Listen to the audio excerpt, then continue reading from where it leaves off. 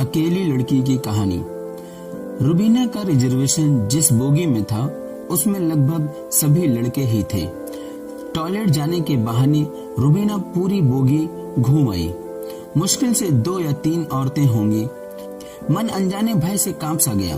पहली बार अकेली सफर कर रही थी, इसलिए पहले से ही घबराई हुई थी।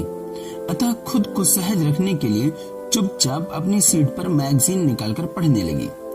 9 युवकों का झुंड जो शायद किसी कैंप में जा रहे थे कि हंसी मजाक चुटकुले उसकी हिम्मत को और भी तोड़ रहे थे। रुबीना के भय और घबराहट के बीच अनचाही सी रात धीरे धीरे उतरने लगी।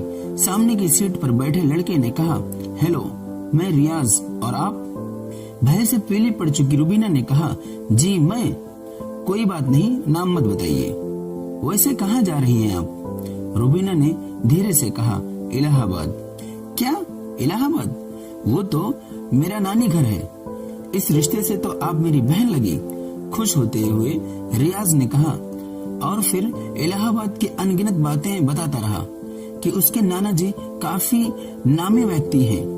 उसके दोनों मामा सेना के उच्च अधिकारी हैं और ढेरों नई पुरानी बातें।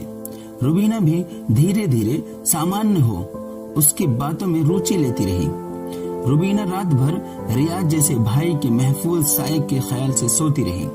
सुबह रुबीना ने कहा, लीजिए, मेरा पता रख लीजिए। कभी नानी के घर आइए तो जरूर मिलने आइएगा। कौन सा नानी घर बहन? वो तो मैंने आपको डरते देखा तो झूठ मूठ के रिश्ते गढ़ता रहा। मैं तो पहले कभी इलाहाबाद आया ही नहीं। क्या? और चौंक उठी रुबीना। बहन, ऐसा नहीं है कि सभी लड़के बुरे ही होते हैं कि किसी अकेली लड़की को देखा नहीं कि उस पर गिद्ध की तरह टूट पड़े। हमें ही तो पिता और भाई भी होते हैं, कहकर प्यार से उसके सर पर हाथ रख मुस्कुरा उठा रियाज। फिर रुबीना रियाज को देखती ही रही, जैसे कि कोई अपना भाई उससे विदा ले रहा हो। रुबीना की आंखें गीली हो चुकी थी। तभी जाते जाते रियाज ने रुबीना से कहा, और हाँ बहन, मेरा नाम रियाज नहीं, राजेश है।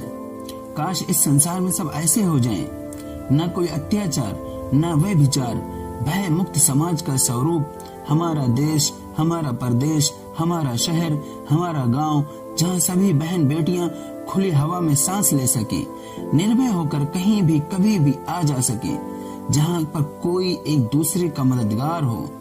कहानी पसंद आए तो कृपया चैनल को सब्सक्राइब और वीडियो को लाइक जरूर करें और कमेंट में अपना सुझाव व्यक्त करें।